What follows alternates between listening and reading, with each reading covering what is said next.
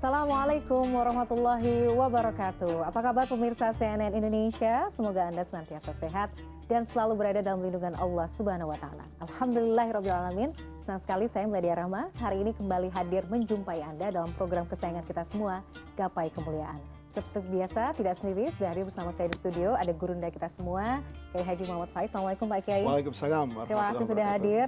Nah, hari ini pemirsa, saya dan juga Pak Kiai akan membahas tema yang sangat menarik, yakni akan menjawab pertanyaan-pertanyaan pemirsa Gapai Kemuliaan yang sudah masuk melalui WhatsApp dalam episode Ustadz Menjawab. Nah, bagi Anda pemirsa yang juga memiliki pertanyaan, Anda bisa menyampaikan pertanyaan Anda melalui nomor WhatsApp yang tertera di layar kaca. Langsung kita ke pertanyaan pertama. Pertanyaan pertama datang dari Mbak Kasmi di Bekasi, saya bacakan Pak Kiai.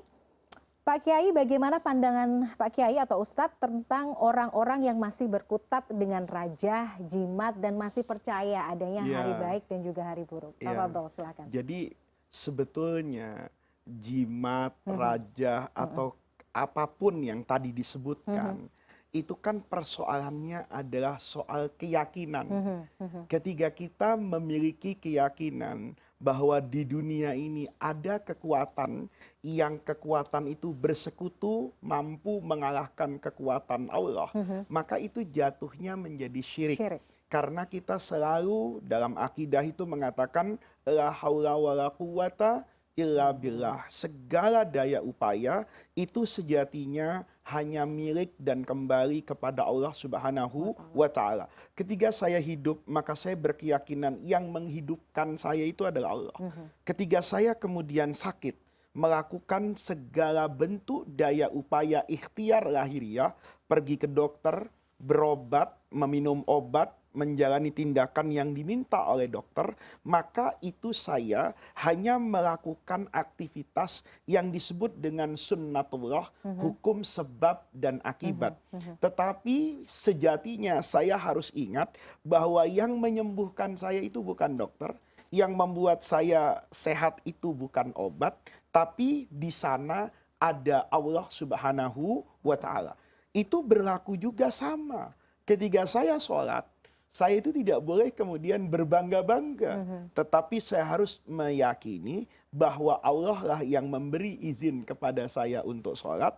Allah lah yang mendorong, Allah lah yang memberikan hidayah, Allah lah segala semuanya. Nah, itu sebetulnya yang diminta dalam keyakinan kita sebagai seorang muslim.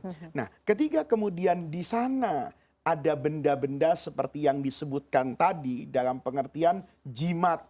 Kalau Anda pegang ini, maka Anda bisa seperti ini.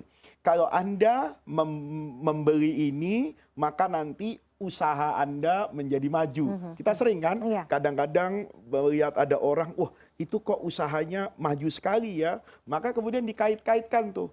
Wah itu karena periuk nasinya, oh itu karena sendok nasinya, macam-macam. Nah kalau keyakinan itu, kita yakini bahwa benda-benda itulah yang memberikan ini semua, maka tentu jatuhnya menjadi apa itu? Syirik. Dan itu adalah dosa yang besar.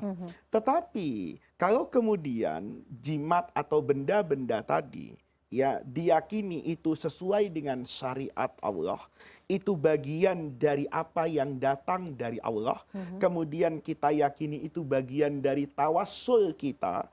Tawassul itu adalah taqarrub kepada Allah Subhanahu wa taala, maka benda-benda yang bersifat fisik tadi itu tidak membuat manusia terjerumus kepada syirik.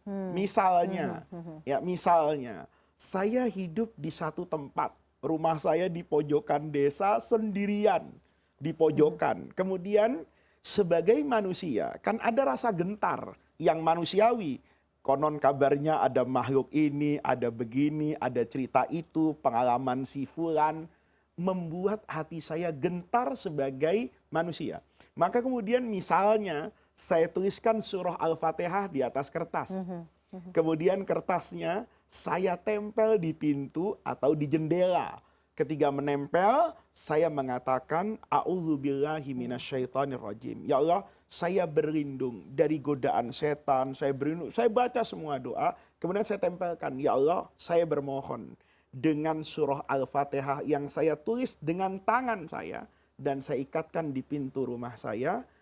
Semoga tidak ada gangguan makhluk apapun, tidak makhluk halus, tidak juga makhluk kasar. Maka yang seperti ini ulama sepakat kalau itu bukan termasuk kemusyrikan. Kenapa? Karena itu bagian dari tawassul saya kepada Allah. Misalnya nih, ya, saya dulu dikasih tahu sama guru saya misalnya, kalau kamu meninggalkan rumah dalam jangka waktu yang lama, kita kan selalu panik ya, jangan-jangan ada konslet instalasi listrik, atau ada yang salah dari gas yang masih ada di rumah yang lupa kita copot, bisa terbakar. Kata guru saya, kamu taruh kitab. Dulu beliau bilangnya Sahih Bukhari, kumpulan hadis Bukhari itu kamu taruh di rumah. Kamu pegang kitab itu sebelum meninggalkan rumah, kemudian kamu baca Bismillah. Ya Allah, saya mohon perlindungan terhadap rumah saya. Rumah saya ini tidak pantas sebetulnya engkau lindungi. Saya juga bukan hambamu yang taat. Tapi di rumah ini ada kumpulan hadis yang ditulis oleh Imam Bukhari. Di dalamnya adalah sabda kekasihmu Rasulullah Shallallahu Alaihi Wasallam. Bismillah dengan namamu dan dengan kitab Sahih Bukhari yang berisikan hadis Nabi ini, saya bertawakal kepadamu. Nah yang seperti ini boleh. Yang seperti yang pertama, menggunakan kata-kata yang tidak bisa kita mengerti, menggunakan kata-kata yang kita merasa itu bukan bagian dari ajaran syariat agama, maka apalagi kalau sampai berkeyakinan bahwa benda itulah yang memberi, maka kita sudah jatuh kepada kemusyrikan. Oke. Jadi kalau pada akhirnya berujung pada Allah dan hanya meminta perlindungan semata-mata hanya kepada Allah. Dan menggunakan sarana dan prasarana yang dibenarkan oleh agama. Sama aja kan Mila. Misalnya saya datang ke rumah anak yatim piatu. Kemudian saya elus, saya kasihkan uang, nak kamu ndak boleh nangis. Kamu harus yakin bapakmu ndak ada, ibumu ndak ada. Tapi banyak orang baik yang masih bisa membantu engkau. Begitu keluar dari pintu rumah anak yatim, sambil saya peluk anaknya, saya pegang kepalanya, saya berdoa kepada Allah. Ya Allah, mudah-mudahan dengan senyum yang saya berikan kepada anak yatim ini, engkau mudahkan urusan saya besok pagi ya Allah. Maka kemudian besok pagi, urusan saya itu betul-betul selesai gitu loh. Maka begitu urusan saya selesai, saya tetap meyakini yang menyelesaikan itu adalah Allah. Lewat apa? Lewat ridho dan rahmatnya yang Allah turunkan kepada saya karena saya membagi kasih sayang kepada anak yatim. Masya Allah. Ini juga berlaku pada tadi Pak Kiai, hari baik, hari buruk gitu. Jadi ada orang kemudian mengatakan gitu kan, Mila, dalam hidup tuh saya sering tanya, Bapak, alhamdulillah saya lihat hidupnya kok tenang, baik, gini-gini. Jawab dia, saya kan punya jimat Pak Faiz. Apa jimatnya? Sedekah sama anak yatim di hari Jumat. Nah, itu kata-kata jimat, itu kan boleh dikatakan karena kebiasaan orang Indonesia saja. Tetapi substansinya itu bukan jimat. Itu adalah tawassul dan wasilah yang diajarkan oleh agama. Tapi kemudian ketiga jimatnya, itu karena saya pemegang keris ini, dan Pak Faiz harus tahu keris ini akan merubah nasib Bapak. Itu yang jatuhnya menjadi syirik. Oke, Masya Allah. Pak Kiai, masih ada beberapa pertanyaan lagi yang pastinya harus kita jawab. Kita harus jeda terlebih dahulu. Pemirsa jangan kemana-mana, Gapai Kemuliaan akan kembali setelah yang satu ini.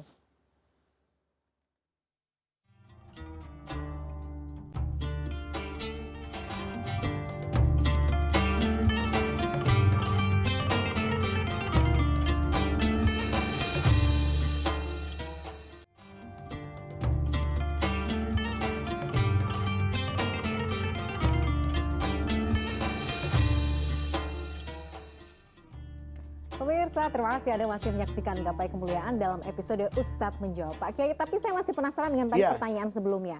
Terkait hari. Hari baik, hari buruk. Misalnya begini nih, saya hari ini nih merasa, aduh lagi berantakan banget. Misalnya ibadahnya lagi nggak fokus, misalnya sholatnya telat dan lain sebagainya. Sehingga saya merasa hari ini kok kayaknya banyak kesulitan ya. Wah ini hari yang nggak pas nih, nggak baik nih buat saya. Itu boleh atau enggak? Jadi pemahaman tadi itu sebenarnya sama.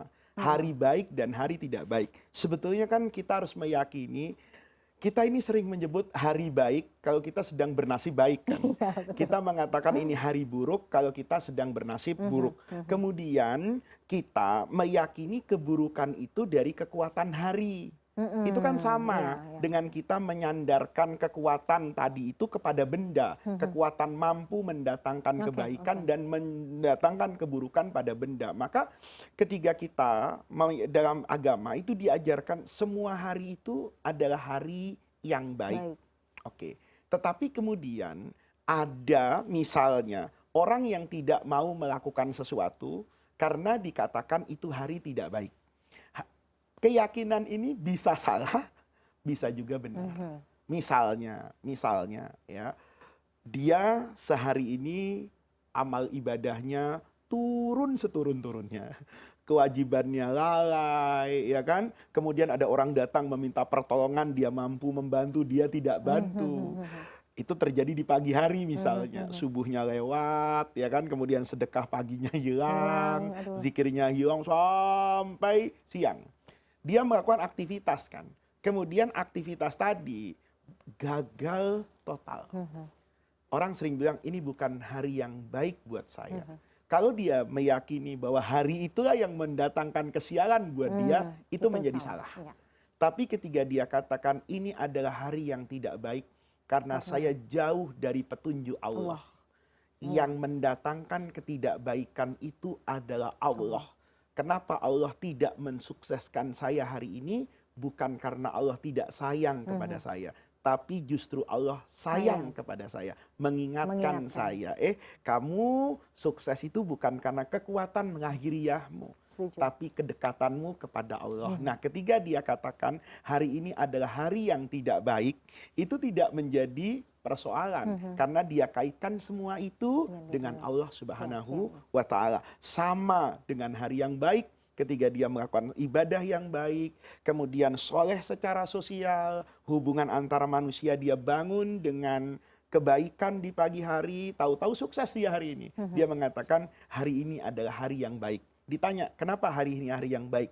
Karena saya memulai hari itu dengan mencari ridhonya Allah. Berbagi kebaikan kepada orang lain, nah itu juga tidak salah. Tapi kalau dia katakan memang hari ini hari baik, dia mampu memberi saya A, B, C, D, itu yang menjadi salah. Apalagi misalnya tanggal tertentu, misalnya tanggal 13 tuh memang tanggal sial nih, gitu. Iya, itu tidak boleh gitu. Kalau misalnya kemudian dia memiliki keyakinan atau ada bayang-bayang seperti itu, dulu kata guru saya, cepat-cepat beristighfar.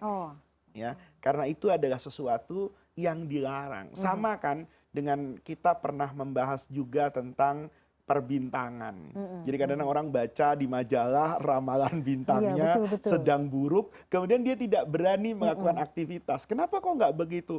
Ramalan nggak bagus. Takut. Nah, takut. Gitu ya. Nah, itu yang juga tidak dibenarkan oleh agama. Setidaknya kita paham lah poinnya. Iya. Kita langsung ke pertanyaan kedua, Pak Kiai. Ini pertanyaan dari Pak Edi Sensudi di Sumedang.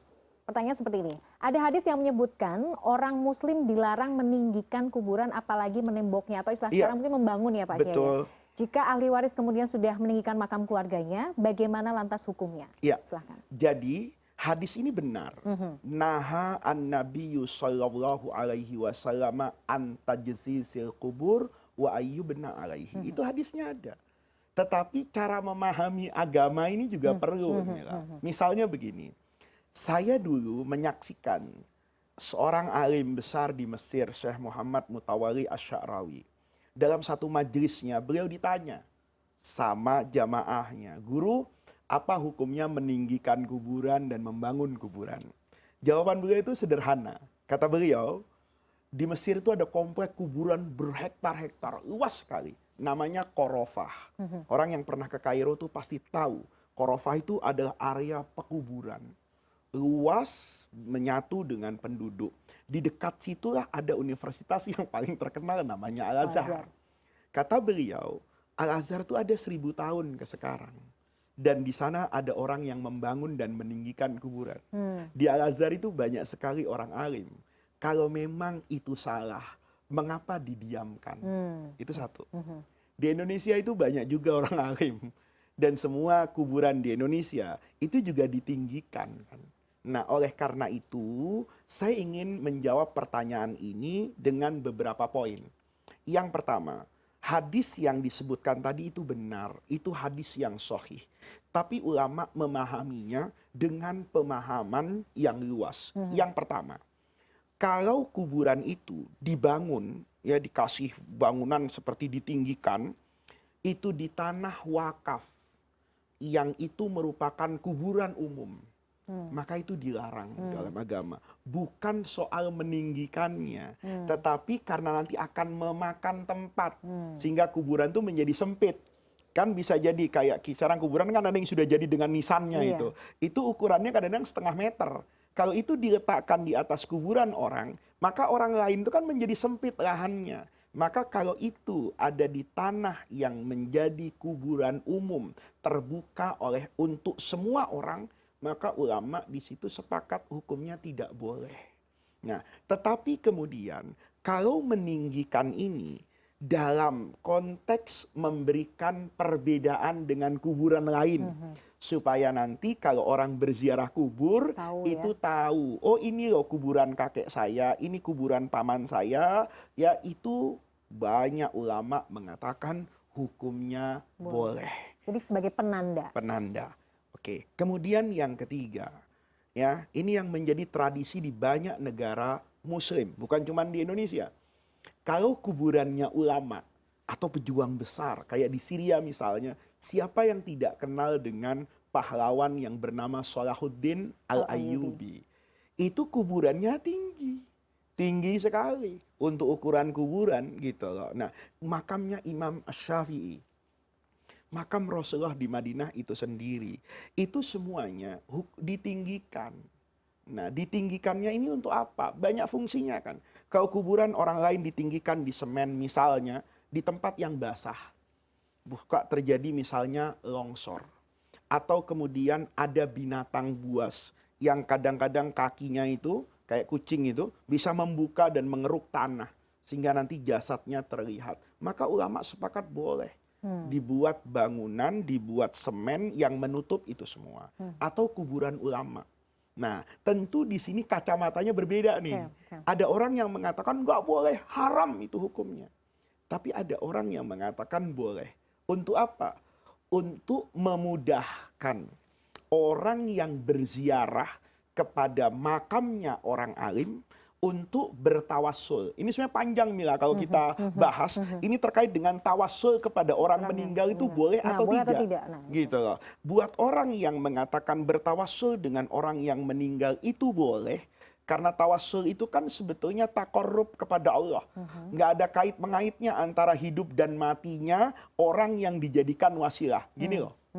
Gini gambaran sedikit pemirsa ya. Kalau saya datang kepada orang, misalnya Mila datang kepada saya lah, minta doa kepada saya, boleh kan? Boleh. Boleh. Mila misalnya tahu misalnya saya ini kerjaannya ngajar, supaya misalnya ya saya nyaman dalam mengajar, Mila kasih mobil sama saya. Waduh. Ya misalnya niatnya supaya itu menjadi wasilah. Mudah-mudahan saya kasih mobil Pak Faiz dipakai pengajian tiap hari, mudah-mudahan hidup saya bla bla bla. Itu hukumnya boleh. Kenapa? Karena saya hidup. Lah sebenarnya kan nggak ada kait mengaitnya dengan hidup dan matinya saya.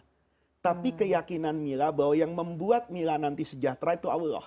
Wasilahnya adalah bersedekah kepada saya. Nah, sama saya datang ke kuburan, itu kan bukan minta sama kuburan, tapi bertakarrub kepada Allah. Ya Allah, orang yang ada di dalam makam ini adalah orang soleh, perjuangannya seperti ini, A, B, C, D. Dia telah membuktikan cintanya kepada Allah dan saya punya prasangka bahwa Allah mencintai orang itu, maka saya datang ke kuburannya, mendoakan beliau, mudah-mudahan langkah kaki yang mengingatkan saya kepada sejarah perjuangan beliau, sehingga saya tidak pernah bertemu dengan Sunan Ampel, tapi saya menjadi cinta kepada Sunan Ampel. Cinta itu kan bagian dari amal soleh.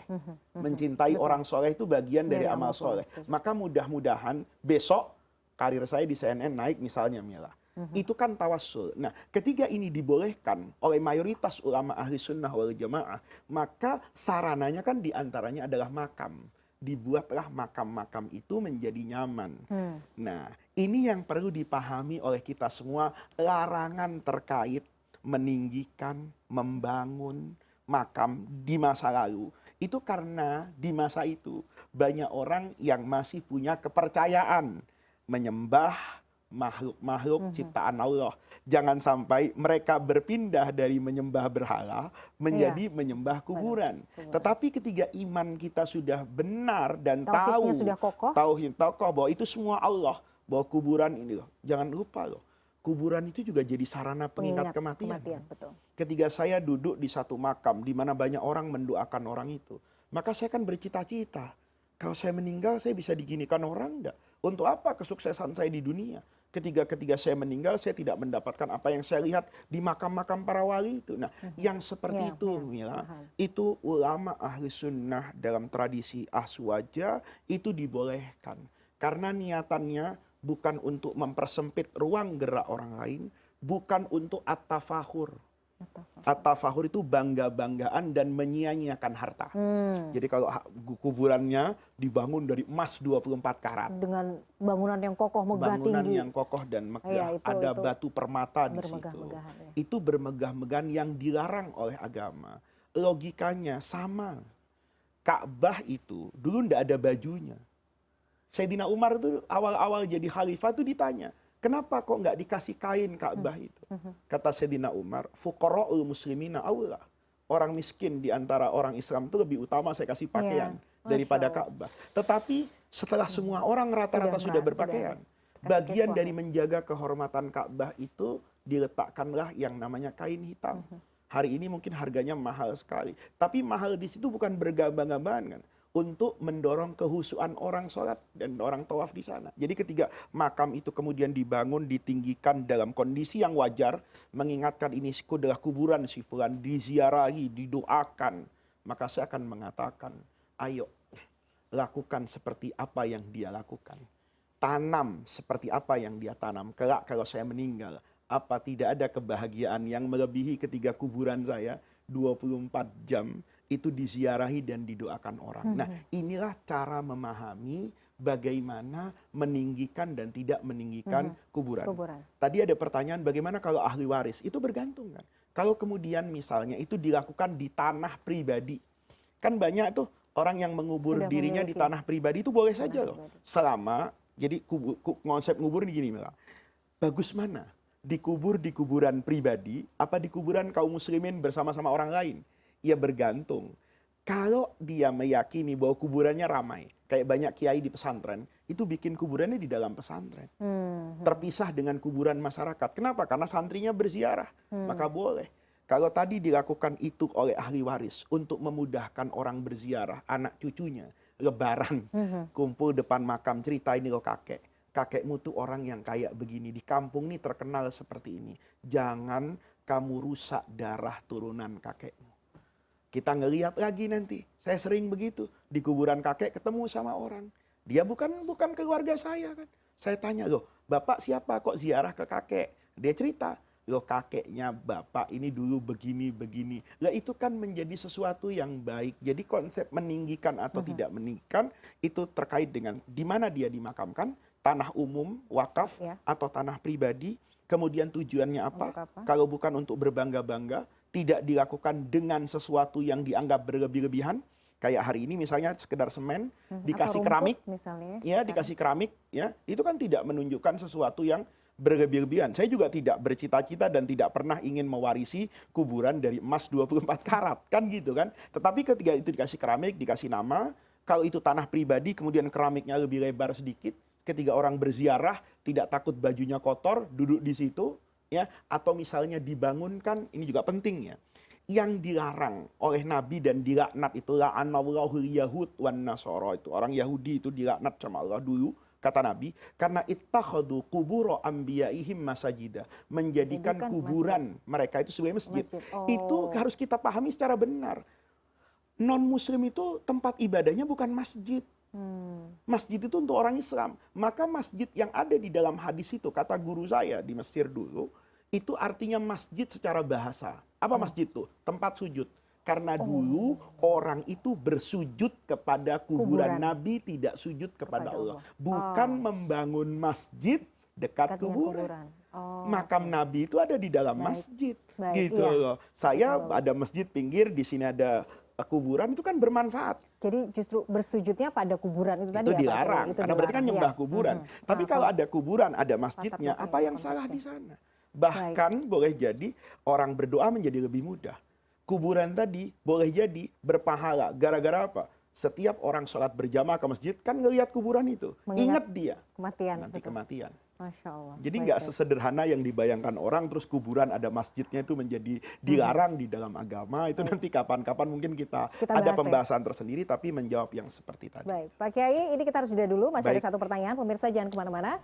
Gapai Kemuliaan akan kembali sesaat lagi.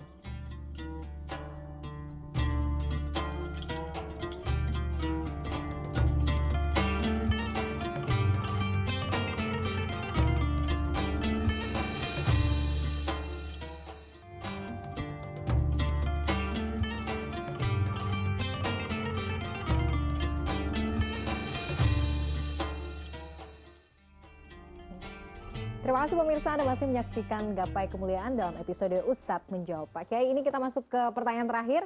Ini pertanyaan dari Pak Budi Rohmat di Pasuruan. Ini pertanyaannya agak banyak. Pak Kiai, ketika hari kiamat, siapakah orang pertama yang dipanggil Allah untuk dihisap? Ini pertanyaan pertama. Yang kedua, kemudian apakah di surga ada siang dan ada malam? Lalu pertanyaan ketiga, apakah di surga nanti manusia masih diberi rasa kantuk, lelah, dan rasa ingin beristirahat seperti masih dirasakan di dunia? Nah ini pertanyaan menarik banyak. semua Menarik ini. semua. Cukup Karena nggak ini kita cukup kira-kira? insya Allah. Yang ya. pertama Kita ya. padatkan Pak Kiai. Yang pertama. Siapa yang pertama kali dihisap secara individu dan secara kolektif? Kalau secara kolektif bersama-sama, maka yang pertama kali dipanggil pada hari kiamat itu umatnya Rasulullah. Umat Rasulullah. Kata Nabi, kita ini adalah umat yang terakhir.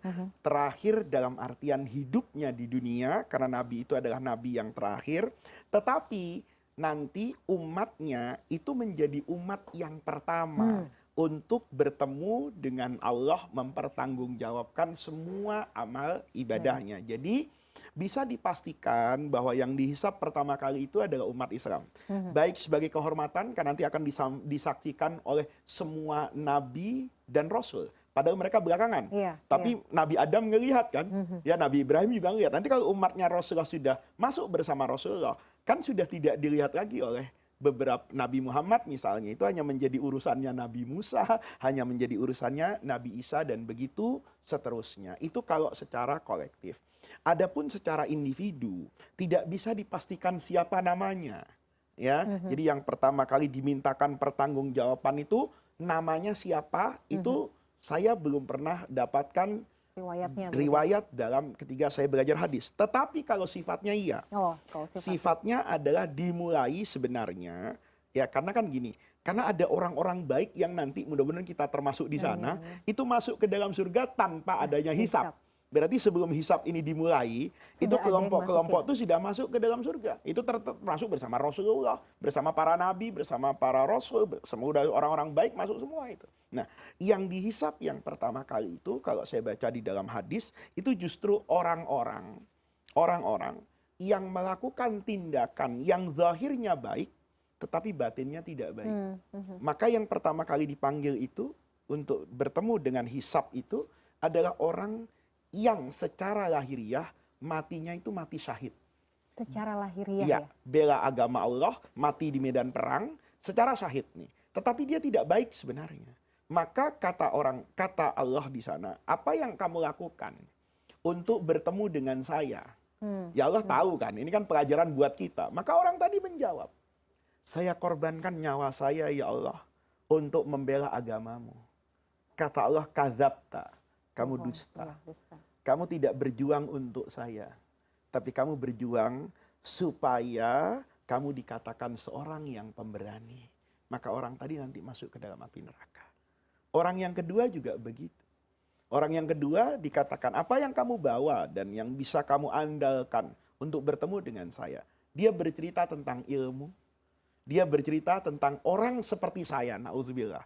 Dianggap mempunyai ilmu agama, menyuruh kepada kebaikan, ya, tapi miskin amal dan pembuktian.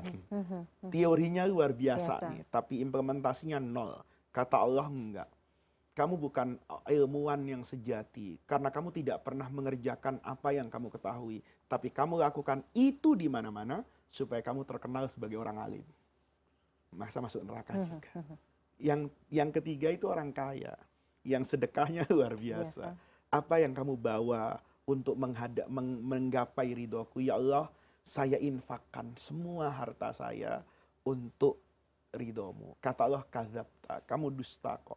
Yang kamu lakukan tuh semata-mata supaya kamu dikatakan sebagai orang yang dermawan. Nah, itu sebatas yang ada di dalam hadis. Jadi orang-orang yang punya permasalahan. Kenapa ini yang dikedepankan? Karena ini sejahat-jahatnya manusia kan? Yang membungkus syahwatnya itu dengan pekerjaan. Makanya kata Imam Hasan Basri itu sejahat-jahatnya manusia, mereka yang mencari dunia dengan amal akhirat. Dengan membungkus itu dengan bungkus agama, membungkus itu dengan bungkus seolah-olah ridho Allah yang dicari, tetapi sebetulnya syahwat duniawinya. Itu adalah kelompok orang yang pertama-tama akan dimintakan pertanggungjawaban. Pertanyaannya siapa orangnya itu menjadi rahasia Allah. Itu. Dan semoga kita juga tidak melihat proses itu karena kita mudah-mudahan kelompok yang tanpa hisab masuk ke dalam surga. Itu tapi pertanyaan tapi yang ikhtiarnya harus luar biasa ya Pak Kiai. Iya, ikhtiarnya luar biasa dan yang paling penting seperti pesan agama. Ilaman atallaha biqalbin salim. Dia datang dengan hati yang bersih. Kebersihan hati itu penting. Karena apa yang ada dalam kuasa Allah itu tidak dibagi dengan logika manusia. Kita masuk surga itu tidak ada kait mengaitnya loh dengan besaran dan kecilan amal kita. Tapi berkaitan dengan kebersihan hati kita kepada Allah. Itu yang paling penting. Makanya kita mudah-mudahan bertemu dengan rahmat Allah. Tidak bertemu dengan keadilan Allah. Karena kalau kita bertemu dengan keadilan Allah, dia harus melalui proses hisab. Kalau sudah melalui proses hisab, semua yang dihisab sama Allah itu berujung ke neraka. Karena Allah akan menunjukkan keadilannya. Di mana apa yang kita persembahkan dengan apa yang Allah berikan kan tidak akan pernah berbanding. Makanya kita harus bersihkan hati dan berharap mendapat ridho Allah, tidak pernah sombong di dunia ini. Masya Allah, hati ini harus itu yang pertama. Yang kedua itu di surga ada siang malam nggak Pak Kiai? Gimana nih? Iya. Jadi kalau bicara tentang surga, ini namanya al-imanu bil ghaib. Sesuatu yang tidak bisa kita ukur dengan ukuran apapun. Maka kita hanya boleh mensifati surga, neraka, alam akhirat itu berdasarkan apa yang kita diberitahu oleh Rasulullah. Nah, Rasulullah itu tidak pernah memberitahu surga itu siang dan malam. Pertanyaan selanjutnya kan perasaan tuh. Capek, letih, ngantuk, sakit hati, tidur senang, bahagia. Kalau kita merujuk kepada surah Al-Baqarah, orang-orang itu ketika masuk surga kan kaget. Bahwa mereka mendapati buah-buahan yang sama namanya, sama bentuknya wa utubiha mutasyabihan, tetapi begitu dicoba, berbedanya tidak bisa dibayangkan berapa derajat. Gitu. Khamr yang merusak kehidupan di dunia ini, membuat mabuk, menghilangkan fungsi luhur kemanusiaan, itu menjadi minumannya orang yang ada di surga. Nah, seperti apa rasanya saya nggak bisa bayangkan, dan kita tidak akan pernah bisa membayangkan. Yang bisa kita yakini bahwa semua yang ada di surga itu pertama selalu pada puncak keindahan. Yang kedua, dia akan berbeda sama sekali, karena konsepnya begitu. Bukan cuma surga kan. Padang mahsyar itu kan tempat manusia berkumpul. Kata Quran, yauma tubaddalul ardu ghairal ardi. Nanti kita bangkit dari kuburan tuh tahu kok. Kita dulu dikubur di mana tuh tahu. Tapi bumi yang Allah bangkitkan kita nanti setelah semuanya berganti, itu bukan bumi yang kita kenal selama ini. Berbeda semuanya. Sama dengan surganya. Makanannya beda, suasananya beda. Kalau boleh jadi, kita saja di dunia ini merasa berbeda kan. Saya kemarin dikirimin foto-foto oleh teman saya yang kebetulan sekarang ada di Norwegia.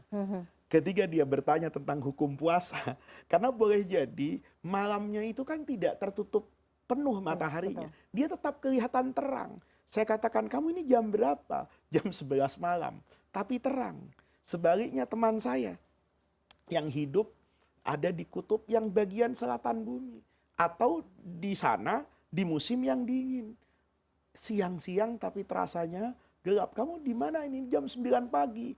Kok perasaan saya kayak jam 7 malam di Jakarta? Nah, itu saja definisi malam antar negara Bisa berbeda. bisa berbeda. Rasa juga beda. Ya, saya pernah itu melihat ada orang masak kayak bihun, warnanya coklat, bayangan saya itu bihun goreng. Tiba-tiba saya makan, manisnya luar biasa. Masakan Arab ini. Iya. Nah, ketika kita seperti itu, kita katakan di dunia saja itu Bisa berbeda. bermacam-macam. Apalagi ketika itu sudah bicara tentang surga dan neraka, tempat keabadian kehidupan manusia itu pasti berbeda. Yang tidak akan pernah bisa terbayangkan sebelumnya, tidak akan pernah bisa sebelumnya belum pernah kita lihat, kita dengar maupun kita bayangkan ya Pak Kiai. Iya. Dan itu yang terjadi kan, ada orang yang hidupnya menderita betul di dunia. Allah bawa masuk ke surga, belum masuk semuanya, baru ujung jarinya. Masuk ke dalam, kata Allah, kamu pernah menderita enggak? Hilang semua penderitaan. Kita bisa membayangkan seperti apa indahnya. Masya Allah. Mudah-mudahan kita termasuk golongan yang nanti Allah izinkan. Amin. Allah izinkan untuk masuk ke dalam surga bersama para nabi dan rasul. Tidak melalui proses hisab, tapi diantar oleh rahmat Allah Subhanahu wa ta'ala. Amin ya Rabbal Alamin. Pak Kiai, terima kasih atas tausiah yang menyejukkan, ilmu yang sangat bermanfaat. Insya Allah kita akan jumpa kembali pada Gapai Kemuliaan berikutnya. Pemirsa, tidak terasa kita sudah sampai di penghujung program Gapai Kemuliaan. Semoga tadi apa yang kita bahas bisa menambah ilmu kita dan juga keimanan kita kepada Allah Azza wa Jalla. Saya Meladia Rahman dan juga Pak Kiai Muhammad Faiz undur diri. Kita akan jumpa kembali pada Gapai Kemuliaan berikutnya. Wabillahi taufiq wal hidayah. Wassalamualaikum warahmatullahi wabarakatuh. Waalaikumsalam.